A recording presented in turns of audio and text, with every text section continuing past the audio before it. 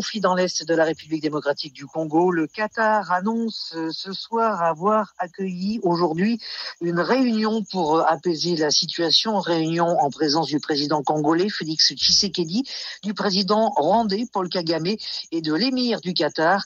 Dans un communiqué commun, les chefs d'État disent avoir réaffirmé l'engagement de toutes les parties pour un cessez-le-feu immédiat et inconditionnel tel que cela a été décidé lors du sommet conjoint entre la communauté des États d'Afrique de l'Est et de la SADC en Tanzanie le 8 février. Ils se sont ensuite accordés sur la nécessité de poursuivre les discussions pour une paix durable. Et pendant ce temps, le Rwanda réagit aux sanctions décrétées hier par l'UE.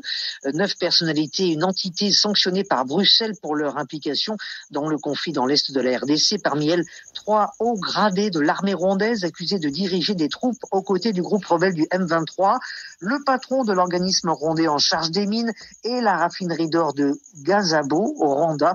Accusation rejetée par le porte-parole du gouvernement à Kigali, Lucie Moyo. Selon le porte-parole adjoint du gouvernement rwandais, Alain Mukuralinda, la rupture officielle des relations diplomatiques avec la Belgique est notamment liée à son rôle dans l'annonce de sanctions européennes ce lundi. La Belgique a mis tous ses efforts pour faire condamner le Rwanda, pour qu'on prenne des sanctions contre le Rwanda. La Belgique a pris parti et c'est ce que le Rwanda lui reproche. Surtout que la Belgique fait comme si le Rwanda n'avait pas de grief. Nous avons un problème de sécurité qui a toujours été invoqué par le Rwanda.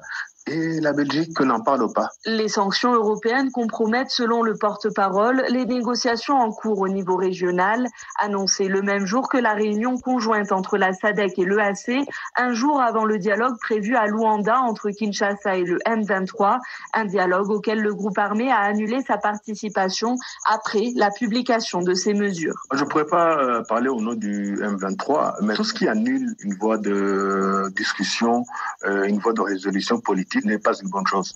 Parce que si les gens ne viennent pas se parler, ça veut dire qu'il y a un risque que les combats continuent. Maintenant, il faut voir les raisons pour lesquelles la réunion n'aura pas lieu et les examiner de part et d'autre. Il faut rester concentré sur les processus régionaux de discussion, conclut le porte-parole du gouvernement rwandais, sans s'arrêter sur les sanctions prises en Europe.